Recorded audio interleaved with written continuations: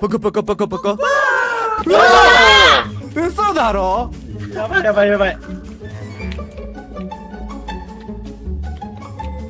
クルナさん、クルナさん、クルナさん、クルナさん、クルナさんの好きなコンビニは何ですか？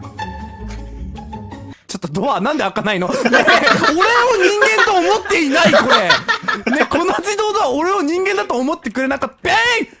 よっしゃ待って、今度俺が出れなかった。ー！いやもうクルナさん人間じゃないですよまず。だって猫だもん。猫。猫じゃダメか？今ペイントさんが球投げるときにペイって言ったのすごい好きなんだけど。